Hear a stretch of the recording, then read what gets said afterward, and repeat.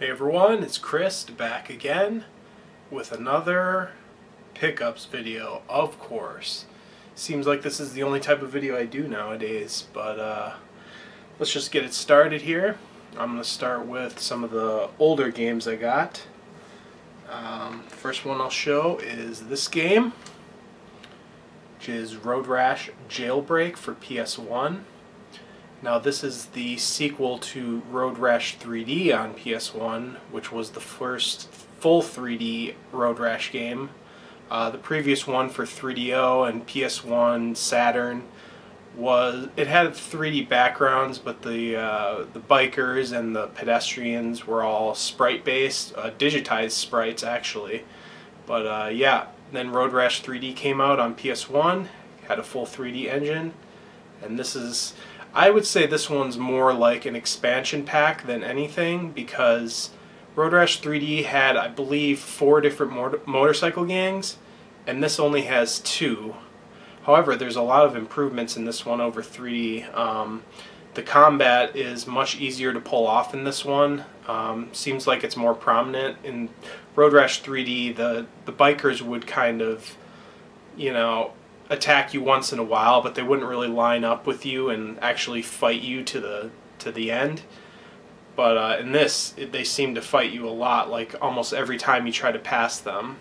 So yeah, if you've never heard of the Road Rash series, it's basically motorcycle racing with combat mixed in. So not only can you race, but you can beat up the competition and stuff like that. There's cops on the road that also come after you. You can beat them up too. You can steal people's weapons and use it against them. You know, there's stuff like pipes, chains, crowbars, tasers, stuff like that. But yeah, this one tries to be more silly and comical, it seems like. Obviously you can tell with the cover there, it looks pretty silly.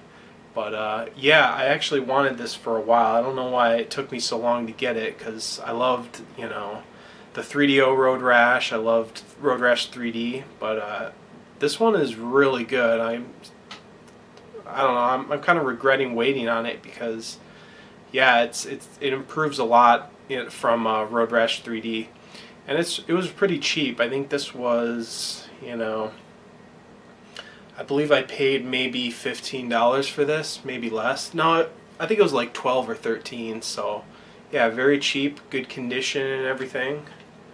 So yeah, that's what it looks like. But anyways, that's the first one, although that's one of the more recent ones I got in the mail. Anyways, next up is another one I've wanted back in the day. Unfortunately, the first version of this game that I got was the 3DO version, and that is Doom. So as a kid, I was stuck with the worst version of Doom, which was on 3DO, and I always was envious about this PS1 version of Doom, because it includes levels from both Doom 1 and Doom 2, as well as some improved graphical effects like colored lighting. And yeah, and they even mix in Doom 2 enemies into the Doom 1 stages, which is really cool.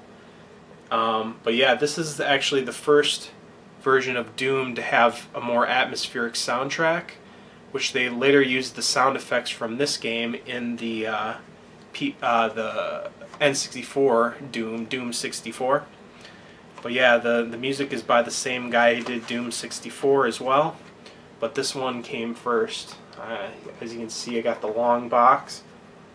I love these type of cases. This is actually the second variation of the long box. The original was, I believe, like hard plastic on the outside, and it had kind of the repeat of the front cover art on this inside. But these type of boxes, from what I've seen, hold up a lot better than the original.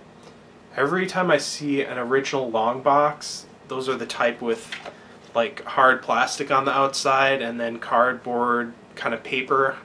Those always seem to like peel away and get damaged really easily, but this copy is excellent condition. I probably paid too much. I think I paid, you know, 36 bucks for this, but I wanted a good version of like a retro port of Doom, because I didn't want to be stuck with the 3DO version as my only console port. Although I do have Doom 3 BFG edition on PS3, which has a near perfect port of Doom 1 and 2 on it. But, you know, I wanted a retro version that was a really good port, and this is definitely one of the best versions of the game. Yeah, the sound is really awesome. It's basically, like I said, the Doom 64 style sound. So, yeah, it's really atmospheric. It's missing, you know, the metal soundtrack of the original, but it has, you know, an atmospheric Doom 64 like soundtrack that's really spooky. Even has a couple new enemy types, or maybe just one. I believe it's a more powerful Spectre demon. But yeah, I'm really glad to get this. It's awesome to have more long box games because, I mean, just look at this shit. It looks awesome. And that freaking art, like, the Doom guy isn't even supposed to look like that, but it's just funny how over the top it looks. But anyways, let's go ahead and move on. This isn't really a new pickup, but I figured I'd mention it. So this is the port of the 3DO Road Rash for PS1. Now, I had originally bought this just the jewel case version, but the disc in that version was so messed up that I had to order another disc. So I ended up ordering a long box version like this with a good disc, well, somewhat good. It's kind of scratched up a little, but I didn't have the manual for the long box. So I ordered yet another just long box with the instruction manual and no game included, just so I could complete my copy. So technically I already had this game. It was just basically like this. So yeah, now I have an extra long box for it as well. So whatever. Finally complete. I love this version of Road Rash. Like I said, it's a port of the 3DO version, which was pretty groundbreaking at the time, like graphically. And it was one of the first games to have licensed music. I'm not sure if it was the actual first game, but it was one of the ones that popularized it. But yeah, it's just, you know, motorcycle racing / combat with digitized graphics, and it has music by Soundgarden, Hammerbox, Paw, Therapy, Swerve Driver, and Monster Magnet. So it's kind of interesting. Anyways, let's move on. Here's one I found at Goodwill, and this is another game I already own on PS2, also from Goodwill, and that is Call of Duty Finest Hour. You know, your revisionist World War II history, but we won't get into that. But anyways, I do have the PS2 version, but I was always curious to see what the Xbox original version looked like, and luckily this popped up at Goodwill for about $4. And yeah, it does run a lot better than the PS2 version. Seems like it sticks closer to 60 frames, although there's still slowdown, and the graphic fidelity is slightly better. But yeah, it was kind of a cool little purchase. I try to pick up any Xbox original games I find in the wild that aren't like, you know, sports games. But I will, you know, I'll pick up sports games as long as they have some fantastical, unrealistic element to them. I'm just not into sports simulators. But yeah, Call of Duty Finest Hour. Kind of minor pickup there. And then, another one I got on eBay, that is Raiden 3, which is the vertical shoot 'em up series. Kind of long running since, I believe, the late 80s, early 90s it first came out. So yeah, the newest Raiden 5 was coming out. I already had Raiden 4, so I wanted to get 3 as well, because they're all kind of similar graphically. You know, they're full 3D graphics in a 2D shoot 'em up style. But yeah, this is, you know, a vertical shoot 'em up, kind of like how Ikaruga was. It's sort of a bullet hell type shooter. There's a lot of shit on screen, not a lot of emphasis on, you know, dodging environmental obstacles. So yeah, it's just more of a fast-paced bullet hell shooter. And yeah, I don't remember how much I paid for this one. It was probably around $30, and it's decent condition. It's weird because the back of the box right over there says DVD next to UFO, and it's not actually on a DVD. It's here's the inside. If you look at the bottom of a PS2 disc, if it's blue like that, that means it's actually a CD-ROM. So I guess that was a misprint that they did saying it was on a DVD. But yeah, I figured I should start collecting this series since I'm getting 5 on PS4. But to get Raiden 1 and 2 on a physical disc, you have to buy the PS1 version, which is also on a PS1 long box, but it's super expensive. I believe it's like 70 or 80 bucks. So we'll see if I ever get that. If I do, it'll be one of my big purchases. But yeah, there's a lot of other big retro purchases I'd probably go for first. It would be nice if they released a newer physical disc with Raiden 1 and 2 and the Raiden Fighter games, I believe they're called. But yeah, at least I have this PS2 one, and it wasn't too expensive. It's a cool game.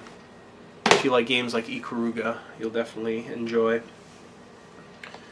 And I guess I will show this next, since I just showed Raiden 3.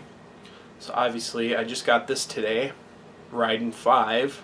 This is the director's cut, which and supposedly limited edition. We'll see how limited it is. Usually this is the only version they have, but this was originally on Xbox One, digital only, and then just today it came to PC and PS4 in a physical form, so I'm really happy about that. I believe the original Xbox One version didn't have a 2-player mode, and I think this one might have some more stages than the Xbox One version. But yeah, I just got done beating it earlier, and it is pretty good. The only thing I don't really like about this one is, while having story in these games is cool, this one, like, the characters are constantly talking during the gameplay. Like, it seems like there's not a single moment while you're playing that these characters don't shut up. So that's a bit annoying. Graphically, it looks almost the exact same as Raiden 4 on 360, but maybe 1080p instead of 720p. Although I'm not sure what the 360 version ran at, but it looks like the same graphics engine, so not that improved.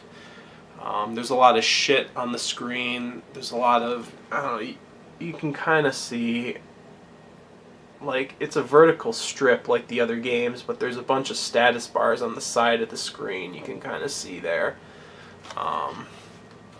But on the right side, or this right, it'll be like the characters' portraits that are talking and just like lines of dialogue, and then on the other side it gives like your destruction statistics and your weapon power and your shield power and stuff like that. And it does have a new feature that's basically online connectivity, and I believe based on what other players are doing in the game, it's called the cheer meter, I believe. Basically, when people on the internet do stuff in this game, it gives you these cheer points, and when you get a certain amount, you can activate a super weapon that kind of shows another ship fly in and connect with you, and it does some extra firepower on the screen depending on which player you connect with. So that's kind of interesting. It's unfortunate that it's like online dependent, so that means when the community dies, who knows if you'll actually be able to activate those weapons. So we'll see. But overall, it's a pretty good game. It was only $30, and you know, just like Raiden 4 on 360, it comes with an extra disc. There's the game and then the soundtrack, which I don't care that much about the soundtrack because the music, I don't know, it isn't that catchy compared to something like, you know, Gradius 5 or Contra or something, but still, it's a cool little bonus, and it's nice to have it on a physical disc. And it's cool that they added local 2-player co-op, because the Xbox One version, 1-player only and a shoot 'em up, that's pretty weak. These games are so fun 2-player. But yeah, I guess I should also mention it's a pretty small install. It says you need 4.5 gigs, but once it's installed, it's like 3.5, I believe. So it's a very small game. I would definitely recommend picking this up if you want an old school game that's actually complete on the disc without fucking DLC. Wow, imagine that. A complete game on a disc, and this one's only $30. Well, this one might be 40, but I'm thinking with the discount it's like 35 maybe. Maybe it is 30, I can't remember. Yeah, I'm pretty sure it's 30. But anyways, highly recommend. It's a cool game. Cool series overall. Alright, so this is my last pickup. Not a ton for this video, but it's going to be slowing down. Like, my collection's nearly complete and I'm fed up with modern gaming. So there's very few games I pick up. I still got quite a bit on my wish list, but they're all, you know, over $40 games, so it'll be slow picking them up. But anyways, I picked this up, which is also brand new. Mario & Luigi Superstar Saga plus Bowser's Minions. This is a remake of the original Mario & Luigi, obviously. And it has a little like mini game on it called Minion Quest. Not really sure what it's about, but it's kind of on the same graphics engine as the 3DS Mario & Luigi games. Unfortunately, this one has no 3D effects in it at all, so if you turn your 3D slider up, it'll stay 2D. I'm not sure why they did this. Maybe it's because the game runs 60 frames a second. But yeah, and there's a lot of controversial changes with the fans. Some sprites were changed or dumbed down. So that's a bit unfortunate. I do have the original game though, so I can always go back to that. And I do dislike when they change stuff in remakes. But from what I played, it looks really nice. The new sprite work does look a lot better than the original. So it's still pretty cool to have a nicer looking version of this game. And the fact that you can play every single game in the series on a 3DS now. Because basically every single game is on DS or 3DS at this point. So yeah, that's always cool to me when an entire series is available on one platform. So yep, it's just, you know, better quality looking remake than the original, apart from, you know, the changes in sprite work. But yeah, nothing too special about the case. It's in my 3DS right now. And I never actually beat the first game, so I'll probably just try to beat it on here.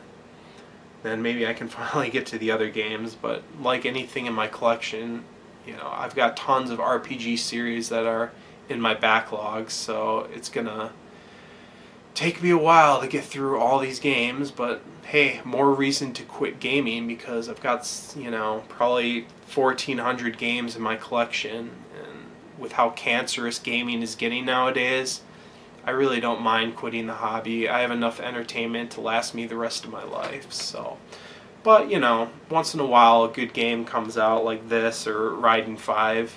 So, but yeah, then we also have pretty much the next game I'm getting is in November, River City Rival Showdown for 3DS, which is a remake of River City Ransom on NES. So that should be pretty cool. I'm not picking up Wolfenstein 2, not because I give a shit about Nazis getting killed in a game, but the fact that Bethesda is trying to bank on the liberal hysteria that is calling anyone conservative a Nazi. This is mostly due to their, you know, their promotional materials on Facebook and stuff saying, make America Nazi free again, trying to, you know, rip on Trump's Make America Great Again. And another one was like No More Nazis or something, which was a play on another like liberal hysterical hashtag. So, I mean, I've never had any problem, you know, playing any Wolfenstein game in the past. To me, it's just like, you know, a sci-fi take on World War II. But when you start putting like real world politics, modern day politics into your promotional material, just to try to sell the game to these hysterical libtards who think anyone who supports Trump is a Nazi, I'm not going to support that shit. I mean, the game looks pretty fun, but that shit's cancerous, and there's, you know, communist propaganda in that shit too. And we all know that the communists have the bigger innocent kill count than the Nazis. You know, communist China, 100 million innocents killed. Give me a break, Bethesda. You guys don't have the moral high ground, and trying to appeal to this Trump derangement syndrome going around, fuck you. I'm not going to support your shit. And then we got, also from Bethesda this month, I believe it comes out in like 2 days, is Evil Within 2. But fuck that game as well. Shinji Mikami, the creator of Resident Evil, is not even directing the game. He's producing it, which producer, you know, they're providing some oversight and funding, but they're not in charge of the main direction of the game. And from what it looks like, it's Western developed.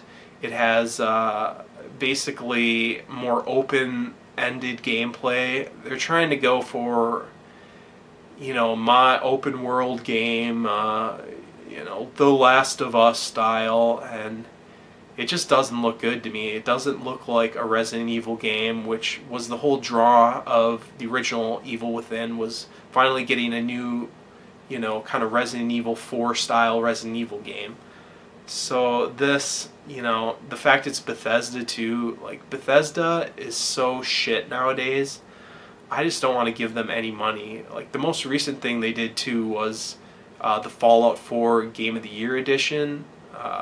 Usually when Bethesda brings out Elder Scrolls or Fallout Game of the Year editions, all the DLC and patches are on the disc. Fallout 4 Game of the Year edition, it's just the vanilla copy of the game with a season pass download code. It doesn't even have the frickin' patches on the disc. So you still have to connect online to fix the game and get PS4 Pro support. And you have to download all these fucking DLCs. The whole point of a Game of the Year edition is to have an offline collectible package, so you don't have to go online and your copy isn't like tied to a fucking online account, which isn't permanent anyways. So fuck Bethesda. I'm done with them. They're putting out communist propaganda. They're anti-consumer. Their Creation Club or whatever it's called for Fallout, that shit's so cancerous. It's charging you for mods that used to be free. I mean, what the fuck is going on with gaming? These people are eating this shit up. AAA gaming is fucking garbage nowadays. We also got, you know, Shadow of War, Middle-earth Shadow of War, which is a single-player game, and it's full of microtransactions and loot boxes. And a fucking single-player game. Are you kidding me? Fuck off. And then we have Battlefront 2, Star Wars Battlefront 2. You know, it's multiplayer focused, but it uses a loot crate system that's pay to win. So anyone who pays for these loot crates is going to get more materials and more upgrades than people who are playing it, you know, legitimately, because otherwise it's a huge grind. So the online base is going to be so unbalanced until everyone gets all the shit. Why would you support that shit? Unfortunately, people do, and that's why, you know, I'm done with this hobby. You know, it's not the same hobby that I fell in love with when I was a kid and when I was a teenager. It's over. There's a few games left that I'm getting, you know, Shenmue 3, Bloodstained Ritual of the Night, Ace Combat 7. The Yakuza series is luckily still unaffected by AAA bullshit. So I'll pick up Yakuza 6 and Yakuza Kiwami 2. But yeah, gaming is looking pretty grim at this point. So as far as pickups, you'll probably only see some new pickups here and there of the games I mentioned, and once in a while some retro pickups every couple of months. But it's definitely going to slow down. I don't even know how much I'll be uploading still. I'm kind of concentrating on my physical health, my life, stuff like that. So right now this video is going up on VidMe. I may eventually come back to YouTube, but it'll probably be after my physical transformation. I don't know if you can tell, my face is getting a little thinner, but I've got a ways to go still. So it would be nice if I do return to YouTube to wait until I'm in peak physical shape, so it's an actual change when I come back. but I don't know how involved I'm going to be. You know, I'm so sick of everything mainstream and anything that's controlled by the liberal media. But at the same time, we need to, you know, not be in an echo chamber and get our ideas out there widespread. So we have to be on these liberal controlled platforms to get through to these, you know, brainwashed Trump derangement syndrome morons. But we shall see. Anyways, sorry about the little rant, but you know, I want to speak my mind a little bit more and not just be a fake brand whore for gaming. And that may be the direction that my channels will go, is just more real life shit, you know, more outdoor shit, less about gaming, less promoting this cancerous, communist controlled hobby. It's been infiltrated by you know who. Anyways, so that's it for now. Hope you guys enjoyed the video, and I will see you next time. Peace out.